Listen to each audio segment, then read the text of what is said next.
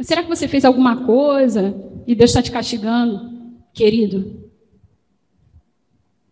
se essa voz bater à sua porta, você repreende em nome de Jesus. Porque o seu Deus não te dá essa lição. Ele faz isso com você. Os bons passam por muitas aflições, mas o Senhor os livra de todas elas. Então, se alguém se levantar nesse momento que você está no chão, que era para ele te levantar, se alguém se levantar e disser para você que você está passando por isso porque você merece, porque você fez algo, é o diabo. É o diabo. Então, repreende essa pessoa em nome de Jesus. E segue, meu filho. Segue cantando, chorando, adorando. Mas segue.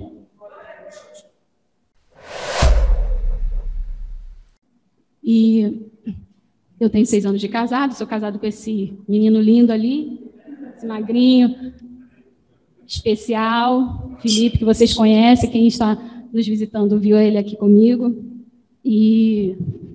a gente casa, né? Primeiro a gente cresce. Algumas mulheres hoje não têm esse sonho da maternidade e outras já cultivam desde cedo. Eu, desde cedo, eu não precisei falar assim, eu quero ser mãe.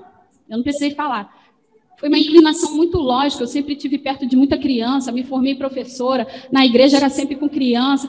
Eu acho que quem me olhava falava assim, um dia essa menina vai ser uma ótima mãe. Orem por mim para que eu seja essa ótima mãe, que agora já tenho uma filha, tem que ser a ótima mãe. Mas era um pensamento que eu acho que todo mundo tinha, eu tinha. As pessoas em volta, essa menina vai viver carregada de criança depois de casar. E eu sempre amei criança, sempre amei trabalhar, ensinar, estar junto. E fui vendo meus irmãos tendo seus filhos, e primos que eu ajudei a cuidar. E casei. E para mim seria muito fácil pensar em filhos depois de um tempo. E passou 1 ano, 2 anos, e coisas difíceis do nosso dia a dia fomos vencendo, e até que algo muito difícil acometeu a nossa família, que foi a doença da minha mãe biológica, que vocês acompanharam, a igreja acompanhou, pelo menos o final. Eu cheguei aqui, ela já estava doente quando entrei aqui nessa igreja, e vocês acompanharam o final. Eu tenho ali a minha mãe, Elizabeth, que esteve aqui à frente, que foi quem me criou a vida toda, que cuidou de mim. Eu não sei o que eu seria sem a minha mãe. Ela foi a mãe que eu precisei ter durante toda a minha vida. E hoje, com a minha filha, eu dou graças a Deus pela vida da minha mãe. Ela, assim, se eu já a amava, Deus me deu um amor por ela muito maior. Hoje, quando eu vejo ela segurando a minha filha, eu sinto uma paz dentro de mim de saber que eu vou ter para onde olhar, eu tenho do que me lembrar. E aí eu sim vou conseguir ser essa mãe que eu quero ser. Minha mãe, Elizabeth, está ali. Honra ela por ter cuidado de mim, me criado e perseverado comigo e com meus irmãos. Mas eu tinha uma mãe, a mãe que me gerou, né? A mãe que me colocou nesse mundo. O nome dela era Marlene e nós não vivemos juntas, né? A vida nos separou, e eu tenho meus irmãos, outros por parte dela que estão aqui, a Jéssica e o Mike que estão ali, e nós fomos separados pela vida, pelas circunstâncias, e ela veio adoecer, já estava casada. Ela fumava muito, ela não conhecia o Senhor, não de não ter ouvido falar, mas porque realmente tinha um coração duro para a palavra de Deus, e um belo dia, a gente estava numa Páscoa, numa sexta-feira de Páscoa, na casa do meu irmão. Ela já estava um pouco doente, a gente não sabia bem o que ela tinha, e ela passou muito mal. E foi aterrorizante o dia em que descobrimos que ela tinha um câncer avançado, já em estado terminal, e foi uma luta muito grande, muito dura e terrível, que eu não desejo a ninguém. E eu pensei, esse é o tempo que eu tenho de me achegar a essa mãe. E eu fiz, irmãos, eu fiz tudo o que eu podia fazer. Eu larguei meu lar praticamente, e praticamente 6 meses eu morei num hospital com minha mãe, em Jacarepaguá. E foi muito duro aquele período todo, e ela recebeu alta, fizemos todos os tratamentos paliativos que podíamos, muito choro, muita dor. E ela, enfim, recebeu o Senhor já muito no final, muito quando já não tinha mais forças, mas glória a Deus por isso, porque eu sei que um dia nós nos encontraremos lá. Nós nos encontraremos lá. E lá não tem mais dor, lá não tem mais sofrimento. E eu sei que ela estará restaurada. Ela não será aquela que eu vi por último no leito de morte. O pastor chegou a visitá-la nos seus últimos dias no Hospital da Posse. E era muito feio. Era muito ruim. E eu lembro que assim que passou uns 2 meses dela estar muito doente, algo me bateu. Eu falei assim, caraca, ela não vai ver meus filhos. Ela vai morrer antes. Meus irmãos já tinham seus filhos. E eu falei assim, será que seria muita loucura engravidar agora? Eu sei que eu estou morando no hospital e, poxa, mas ia ser tão bom, o médico deu um ano e pouco de prognóstico, se tudo der certo com os tratamentos. Dá tempo. Aquilo ficou na minha cabeça. E eu falei com o meu esposo, eu falei assim, meu esposo sentia algumas dores, né? E eu falei assim, vai procurar um médico. E eu vou lá no meu médico, que já está na hora também, vou fazer os exames de rotina, que eu sempre fiz depois de casada. Eu fazia meus exames ginecológicos regularmente, né? O Papa Nicolau, que toda mulher faz, fazia a trans. Estava tudo muito bem comigo, aparentemente. E meu esposo se queixava de algumas dores, né? E eu falei assim, vá procurar um uro, que eu vou fazer meus exames de praxe. E se for da vontade de Deus, ela ainda vai ver, pelo menos eu grávida, ela vai ver. Eu pensava assim, a gente fica meio louco, né? Não tinha condição hábil de eu cuidar de um doente, de um bebê, mas eu não sei. E hoje eu sei que era Deus acendendo essa luzinha para mim. E eu fiz meus exames, deu tudo bem, como sempre. E ele voltou do médico muito mal. Ele voltou do médico arrasado e chorando. Falou assim, eu tenho alguma coisa. O médico foi examiná-lo e no exame de toque mesmo, sem exame nenhum, o médico falou, você tem varicocele. É operável, a gente tem que operar. A gente não sabe como está a qualidade da sua produção de esperma. Geralmente, o homem que tem essa doença, muitas das vezes ele é estéril, pode ficar estéril. Mas vamos com calma, vamos pensar primeiro na cirurgia. E eu quero te falar, querido, que não tem nada impossível para Deus. Em Jeremias, eu separei aqui uma palavra, em Jeremias 32:17 está escrito assim, ah, soberano Senhor, tu fizestes os céus e a terra pelo teu grande poder e por teu braço estendido. Nada é difícil demais para ti. Algumas versões estão diferentes, mas é isso que o texto diz. Nada é difícil demais para o Senhor. E eu lembro que a gente ficou esperando o resultado do espermograma já com o coração apertado. E o resultado saiu, a gente não entendia nada do que estava escrito ali, mas a gente entendia que 0 é 0 em qualquer lugar. A gente abriu online o resultado e era bem ruim. O que a gente viu ali, ele chorou e ele pensou, é um castigo, é alguma coisa. Eu falei assim, nós vamos ser pais.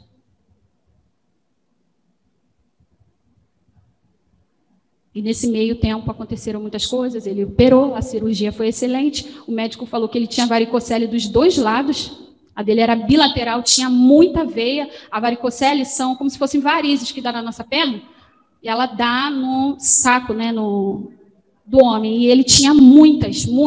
No exame dele de imagem, são rabiscos assim, vermelhos, ele tinha muitas, dos 2 lados.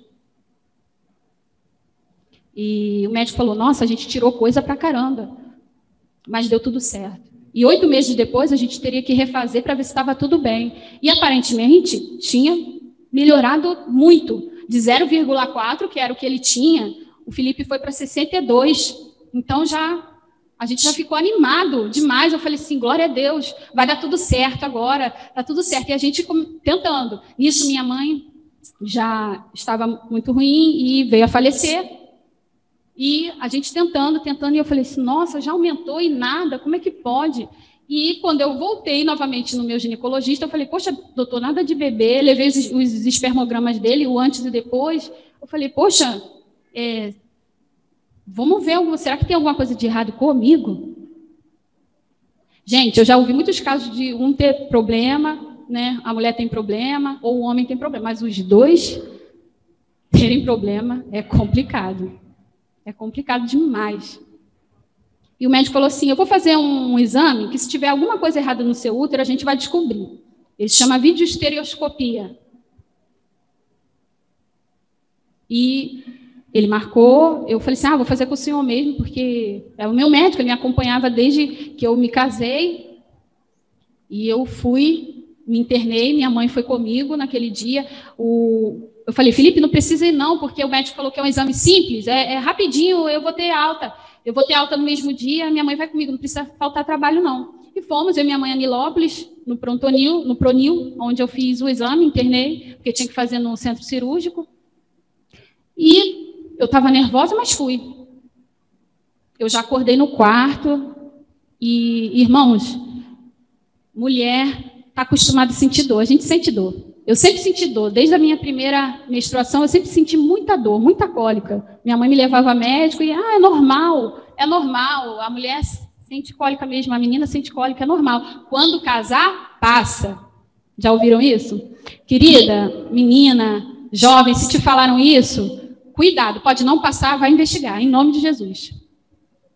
Porque no meu caso nunca passou. Na verdade, as coisas só pioraram depois que eu me casei e pude ter uma vida com meu esposo. As coisas só ficaram ruins, ficaram muito ruins. E eu me lembro que eu acordei, e eu me lembro que eu já acordei chorando de dor. Eu lembro que eu já acordei com muita dor. E a minha mãe estava ali, e ela começou, eu lembro vagamente que ela tentou me acalmar, e eu lembro que eu levantei, essa parte, eu já contei aqui na igreja uma vez.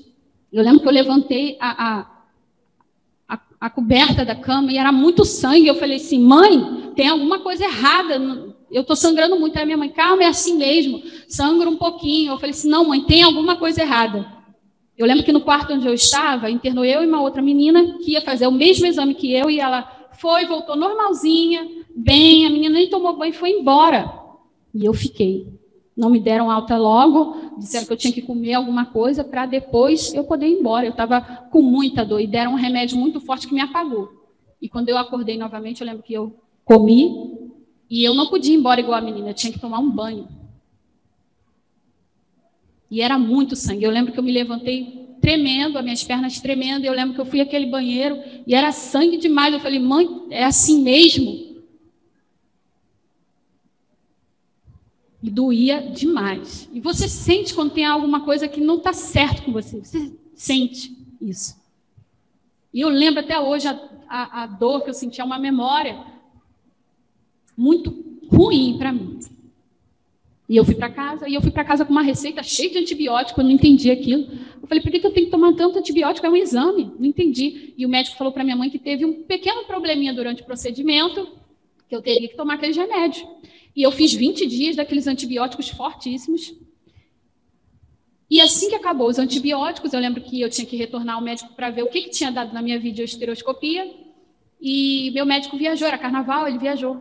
E eu não voltei logo. Eu voltei, já tinha uns 10 dias que tinha acabado o meu remédio. Não, minto, eu não voltei, eu não consegui voltar, perdão. Acabou o remédio, eu liguei para marcar a consulta e ele estava viajando no carnaval. E 10 dias depois eu percebi que a minha barriga estava crescendo, crescendo. E eu comecei a sentir muitas dores para urinar, para me sentar. E eu falei, gente, será que é meu período que está chegando? E mexeram lá e dessa vez vai ser pior do que já é? E eu lembro que era culto das primícias aqui na igreja. Eu tinha assinado os biscoitos, lembra, Aline? Estava cheio de pacote de biscoito lá em casa. E no sábado, à noite, de madrugada, algo estava muito errado no meu corpo e eu não aguentei levantar de dor. Meu abdômen estava muito alto e eu não aguentei levantar de dor. Meu esposo passou a madrugada toda comigo, segurando a minha mão e a gente esperando clarear para ir ao médico. Eu achando que ia passar, que era uma cólica mais forte, e não passou. Ele veio, trouxe os biscoitos aqui e fomos para o Domingo Lourenço, em Nilópolis. E chegando lá, o médico me olhou, falou, o que aconteceu com você? O que você fez? Ele já pensa que você fez alguma coisa, né? Aí eu falei assim, eu fiz uma videoestereoscopia, fez um mês. Perguntou o nome do meu médico, eles conheciam, ele me examinou e falou assim, ó, espera aí. E quando voltou com outro médico mais velho, que me deu um toque também, e eu já com muitas dores, e cada médico que vinha queria me dar um toque. E era muita dor que eu sentia. E o médico falou assim, manda vir um menino para fazer um exame nela, que era domingo, o médico que fazia o exame de imagem não estava lá. E eu esperei com dores até 1h da tarde, eles falaram, não posso te dar remédio, eu não sei o que você tem. Eu esperei até 1h da tarde lá no Domingo Lourenço, quando veio o médico e fez os exames de imagem em mim. E falou, ó, essa aqui tem que ficar. Quando ele falou que eu ia ficar, eu achei que eu ia ficar uns 2 dias, que eu ia internar e ia ficar uns 2 dias. Mas eu fiquei 7 dias internada lá com uma infecção que já estava tomando tudo. E hoje eu sei que eu não morri para que se tornasse tão grande a glória de Deus, para que eu pudesse estar aqui hoje. Que eu ia morrer de infecção, sem saber que estava com uma infecção. E eu lembro que os médicos lá falaram assim, pede um beta para ela fazer, pode ser que o videoestereoscopista tenha matado um bebê dentro dela, e por isso da infecção. E eu escutava aquilo assim, eu falei, meu Deus, eu nunca tive a oportunidade de fazer um teste de farmácia na minha vida, e agora eu vou fazer um beta para saber se tem um bebê morto dentro de mim, se o meu médico que cuida de mim, desde que eu me casei, será que ele não viu que eu estava grávida? E até aquele resultado sair, queridos, eu e meu esposo, eu lembro que o Felipe chorou e falou assim, o Senhor não faria isso com a gente. E até aquele resultado sair, querido, foi uma hora de um pavor tão grande, de um pavor que eu não sei explicar direito. E o médico falou, não, foi culpa de algo que aconteceu mesmo durante o procedimento. Mas ninguém queria falar o que tinha acontecido de errado. Eles, né, com a ética deles, se conhecem, ninguém queria falar. E a desculpa que deram foi que eu estava com uma endometrite, que deu errado, que os antibióticos não combateram e por isso a infecção ter se espalhado. E eu fiquei ali internado 7 dias, tomando antibióticos na veia e tive alta. E aí vem aquela raiva, porque fizeram algo de errado comigo. Eu tinha certeza que fizeram algo de errado comigo. Minha bebê chorando. Já tirei um leite, eu falei assim, eu vou tirar um leite, porque senão não vai rolar. E, queridos, eu fui até meu médico, recebi o resultado da minha videoestereoscopia. O que ele ia me falar? Ligaram para ele, ele sabia que eu tinha passado 7 dias internado. E quando eu cheguei lá, eu lembro que ele já estava calçado, ele muito friamente falou assim, abriu o meu exame e falou assim, ó, então, você não vai ser mãe, tá? Você tem cinéquia. Depois que ele falou assim, você não vai ser mãe, tudo que ele falou depois eu já não escutei. Eu já comecei a chorar, eu já não escutei. Olha, porque você tem isso, isso e isso, as aderências, me mostrando foto. E eu nem sabia o que era cinéquia uterina. E ele falando várias coisas, e eu comecei a chorar, a chorar. Aí ele falou assim, ó, a gente tem que operar essa cinéquia. Eu vou te dar o pedido aqui para a gente operar no MEA, que lá eles fazem essa cirurgia. E depois a gente vê, depois você volta, depois que você operar. E eu saí de lá com a minha mãe também, que estava comigo nesse dia de novo. Eu sentei no meio-fio e eu chorei. Eu chorei, eu chorei, eu chorei. Porque a primeira coisa que me veio na minha mente é ele fez algo de errado comigo e por isso eu não vou ser mãe. Querido, quando o desespero bater, respira, porque tudo está no controle de Deus. E aí veio meu esposo querendo processar, minha família querendo processar, e aí eu comecei uma corrida de outros ginecologistas, cada um que eu ia aí levava o exame, e realmente não dá para você ser mãe. Ninguém nem queria olhar os exames do Felipe. Pelo meu, pelas imagens do meu, ninguém não precisava nem olhar o dele. E eu falei, meu Deus, o que aconteceu? E as dores foram piorando, e tudo foi piorando dentro de mim. As dores foram ficando insuportáveis. Teve mês de eu me dopar de remédio para eu poder andar. Porque a dor, vinha uma cólica, era uma dor que meu abdômen inchava e eu ficava toda inchada, retendo muito líquido. E a dor que eu tomava dipirona, eu tomava Deocil, eu tomava de tudo, querido. Tramal, e o troço não passava, a dor não passava. Todo mês era aquela mesma coisa. E todo mês, quando eu começava a inchar, e eu sabia que a minha menstruação ia vir e eu ia passar aquilo tudo de novo, eu sabia que mais um mês eu não estava grávida. As dores eram horríveis, mas o que me doía mais era saber que, poxa, mais um mês eu não consegui. Porque por mais que me falassem que eu não iria conseguir, todo mês eu tinha aquela esperança no meu coração. Porque o Senhor faz isso, o Senhor nos dá essa esperança. Mesmo quando tudo é muito embaralhado. O profeta Abacuque, eu separei também a oração que ele fez em meio ao caos. O que o Senhor mostrou a ele era ruim demais. Não era bom. Não era bom. E ele disse, todavia,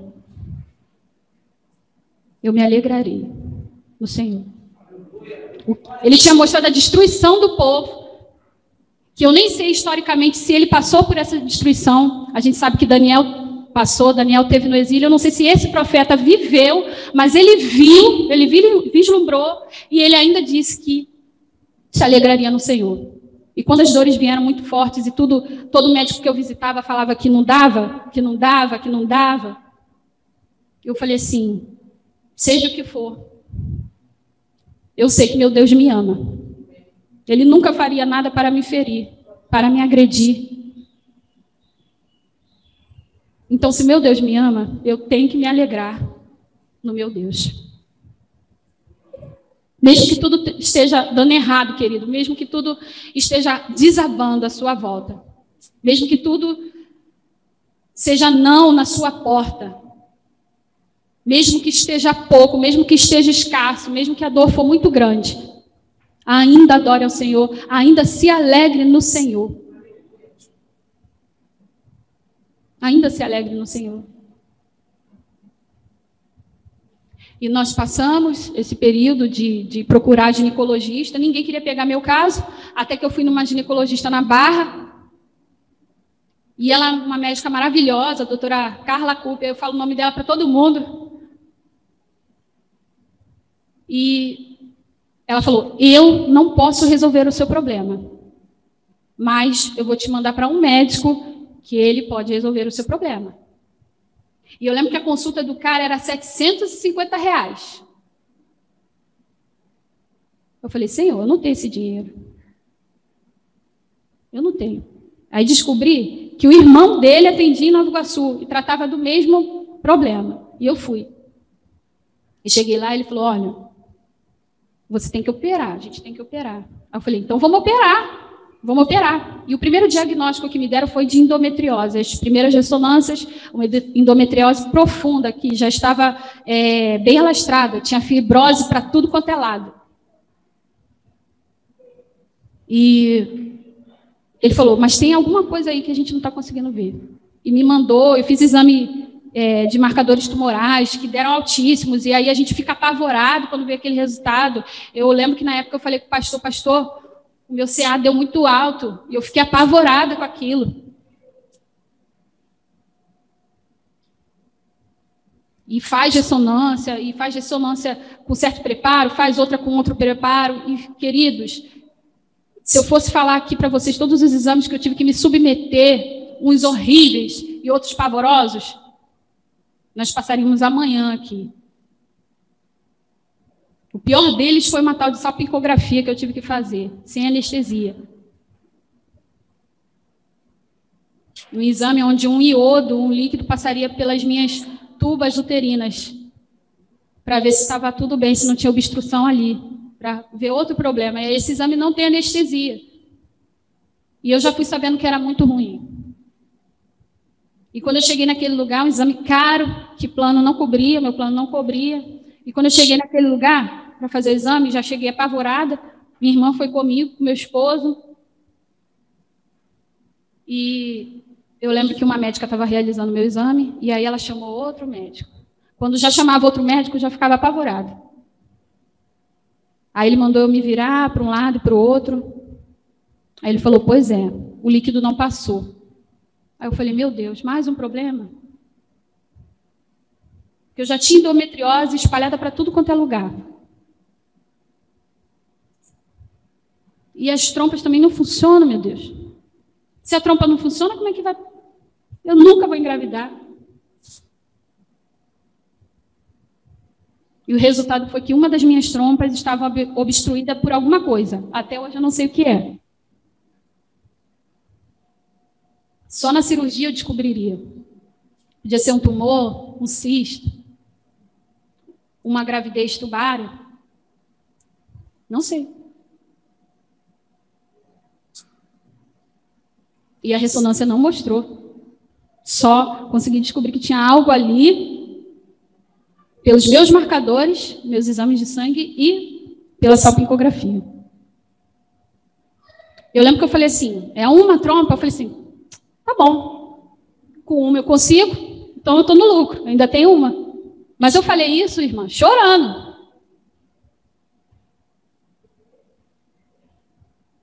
E tudo vai se complicando, e aí pediram para ver novamente os exames do meu esposo, e o médico pegou uma calculadora para avaliar o exame do Felipe. Eu falei assim, meu Deus. Aí ele falou, ó, aumentou, mas a quantidade de esperma bom dele é muito pouca. Esse que aí que voltou, esse não tem cauda, uns não tem mobilidade, uns não nadam, simplesmente eles são expelidos e morrem ali mesmo. Ou seja, a maioria do material do Felipe era ruim, não tinha condição de fecundar. E eu lembro que um dia aqui no culto, na igreja, eu ainda não tinha conseguido fazer uma simples oração, que era pedir para Deus fazer a vontade dele. Eu não tinha conseguido fazer essa oração. Por quê, querido? Quando você fala isso para Deus, Senhor, faça a sua vontade, pode ser. Você tem 50% de chance de não ser aquilo que tu quer. Então dá medo de você falar isso. Você não fala isso com tranquilidade. Com um coração sincero, você não fala. Você pode falar da boca para fora. Agora, se você abrir seu coração e falar, Senhor, faz a tua vontade, o não é uma possibilidade, querido, de 50%. Eu lembro que aqui, no momento de louvor, eu falei, Senhor, eu não aguento mais essas dores que eu sinto. Eu não consegui fazer minha cirurgia, porque ela ficou avaliada em R$20 mil. Ninguém no plano queria fazer essa cirurgia. Determinado dia, meu esposo foi na Mil, era Mil ainda, né, amor? Ele trouxe, a minha deu catálogo de ginecologista do estado todo. E eu ficava em casa ligando, para ver se algum médico fazia, e os irmãos indicando, e aonde me indicava ginecologista eu ia. E a resposta era sempre não. Ninguém queria fazer uma cirurgia dessa, porque eu precisava, pelo menos, tirar os pequenos tumores que a endometriose causou, para ter uma possibilidade. Eu lembro que o médico falou assim, a gente faz a cirurgia e você tem 6 meses para engravidar. Se não engravidar em 6 meses, fazendo inseminação artificial, que não seria de forma natural, porque o esperma do meu marido não conseguiria chegar lá. Eu tinha 6 meses para fazer uma inseminação artificial. E se eu não conseguisse engravidar, ele infelizmente teria que interromper tudo aquilo, porque eu teria que parar de menstruar, porque senão ia voltar tudo. Porque não tem cura, endometriose não tem cura. E eu não tinha dinheiro para fazer a cirurgia de 20 mil reais. E não tinha dinheiro para fazer uma inseminação, que é muito caro, queridos. E todo o tempo vinha na minha mente: eu vou ser mãe. Eu vou ser mãe. Eu vou ser mãe. E tinha dias em casa que eu ajoelhava e eu chorava muito. Eu chorava muito e cantava. E cantava ao Senhor. Se fosse CD ou fita, a música da Rose Nascimento, Não Ceda, eu acho que eu tinha até pifado. Não ceda, agora confia, que a história não vai terminar assim. Descanse em Cristo, fazendo assim você será muito feliz. Quando as portas todas já estão fechadas e não há uma saída para você, uma voz tão mansa, doce, suave, diz assim: meu filho, eu sou tua saída.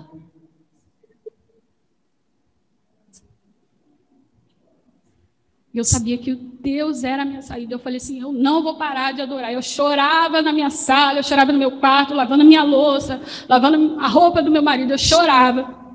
Eu chorava, eu chorava. E eu sabia que eu precisava pedir a vontade de Deus, eu não conseguia. E naquele culto, naquele dia, eu estava aqui e eu pedi: Senhor, eu não aguento mais essas dores. Me livra dessas dores. Eu não quero pensar em engravidar mais. Eu não ligo mais. Eu não ligo. Eu só quero me livrar dessas dores que eu sinto. Eu quero ter uma vida normal. Eu quero ter uma vida em paz com meu marido. Eu não aguento mais ir a médico. Eu não aguento mais repetir ressonância, tomografia. Eu não aguento mais gastar dinheiro com remédio. Eu não aguento mais. Me livra disso. O Salmo 34, 19, ele me acompanhou a partir daí. Coloca para mim, Natália.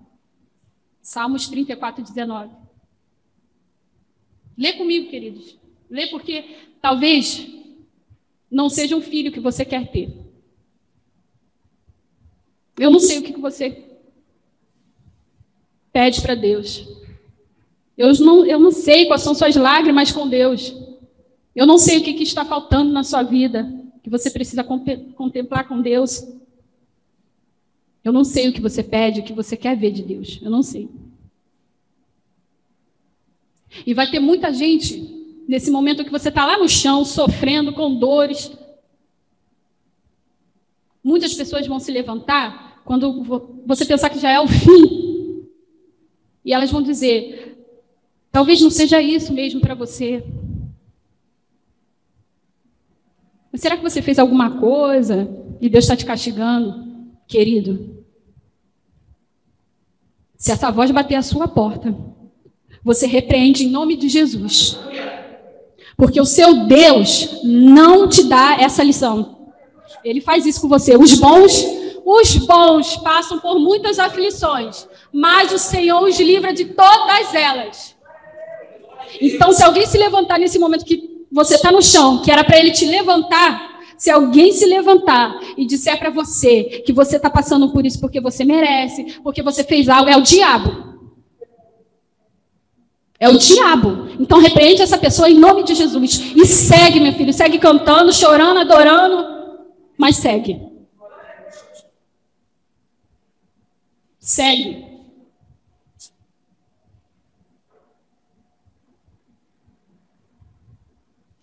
Porque sem eu conseguir fazer minha cirurgia, sem eu conseguir me livrar das minhas dores, 1 ano depois, exatamente 1 ano depois, 2 dias de diferença, você acredita nisso? Eu marquei, eu falei: Felipe, me ajuda a lembrar da data, porque isso aqui é fundamental. E a data é 3/3, foi o dia de 2019 que eu internei E eu quase morri. E depois daí foi só ladeira abaixo, de dor, de sofrimento e de medo. E dia 5/3, eu acordei, desse ano, eu acordei com o meu abdômen do mesmo jeito, estendido, muita dor, dolorido. Ele já estava pronto para ir trabalhar. Ele falou, não vou trabalhar. Porque ele lembrou do ano passado, a minha barriga estava do mesmo jeito, era muita dor. E ele me levou para o Domingo Lourenço de novo. E eu cheguei lá, eu falei, sempre que passava mal, eu tinha que dar meu histórico todo. E a médica falou assim, vou passar uns exames de urina, de sangue, eu vou passar um beta aqui, porque é de praxe, a gente tem que passar. Aí eu falei, tá bom. Ela já sabia que do meu caso, e eu fiz os exames e ficamos esperando. E aí eu retornei com os exames, a médica falou, você está bem, não tem infecção urinária, não tem nada no sangue, não tem isso, aquilo, mas você está grávida.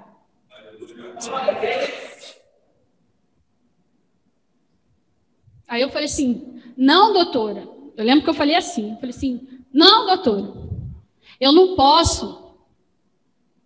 O Felipe já começou a chorar e rir, acho que pensando nas fraldas. E eu falei, eu não posso, doutora. Porque eu já tinha orado a Deus, pedindo a vontade dele, e aí, como nada aconteceu, eu falei, então é isso. Então segue, querido. Foi não, segue, foi sim, segue também. Então já estava assim. Eu falei, não, doutora, não é isso não, eu não posso engravidar. Ela falou, tá grávida. Vamos fazer um exame de imagem para ver. E aí eu fiz um exame de imagem com o mesmo médico que me internou no ano. E ele falou, olha, o saco está vazio ainda, o saco gestacional está vazio, mas ele está aqui. Aí eu falei, então é isso, o saco gestacional está vazio, eu fui para casa. Falei, está vazio, Felipe. O Felipe já foi para casa falando com a minha barriga, com o saco gestacional vazio. E eu tinha que repetir aquele exame 10 dias depois. E 10 dias depois eu escutei o coração da minha filha. E foi um barulho na sala, um som alto, e era nem um feijão, um caroço de feijão, um barulho ensurdecedor. E eu falei, que isso? É o coração do neném, a doutora. E daquele dia em diante, querido, eu mudei. Mas eu não mudei com Deus.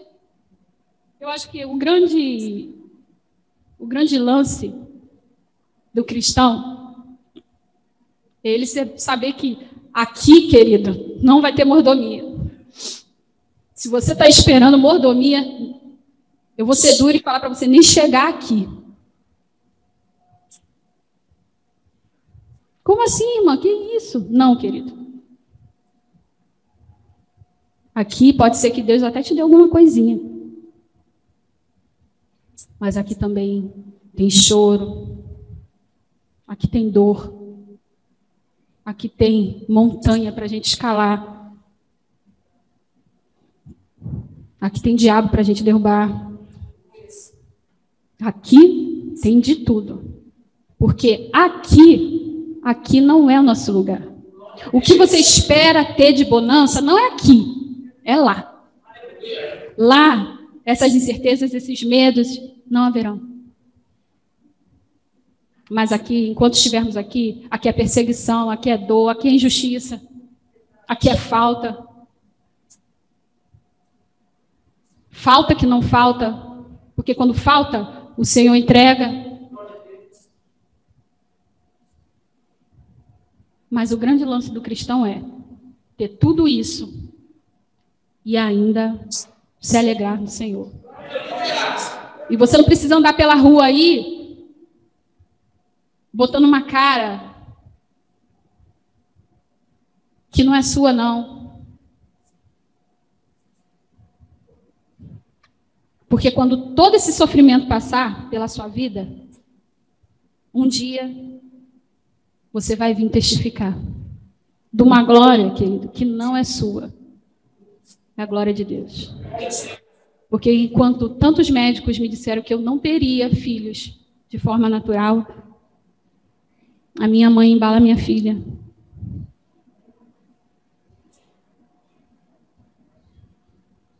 Então, acredita.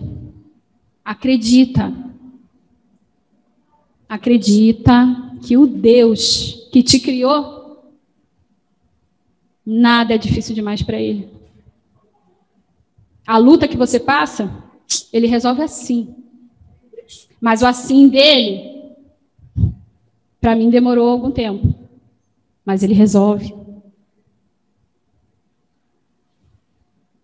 E se você pediu algo ao Senhor e Ele te disse não, e você ainda está chorando pelo não que você recebeu, tudo bem. Mas chora com o Senhor. Sofre com o Senhor. Continua aos pés do Senhor. Se derrama aos pés do Senhor. Quando não estiver doendo muito, ainda se alegre com o Senhor. Ainda que as figueiras não produzam frutas e as parreiras não deem uvas, ainda que não haja azeitonas para apanhar, nem trigo para colher, ainda que não haja mais ovelhas nos campos, nem gado nos currais, mesmo assim, eu darei graças ao Senhor e louvarei a Deus, o meu Salvador. A minha versão está, eu me alegrarei. Querido, adoro o Senhor, chorando, lutando,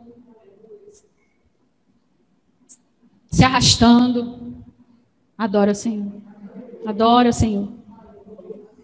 Porque um dia, o nome dele vai ser glorificado na sua vida. E o tempo a gente não sabe. O tempo a gente não sabe. Ana, que é a história que eu me baseei durante todo o meu tormento, eu falei, eu tenho uma chará na Bíblia que passou, eu vou passar chorando juntinho com ela.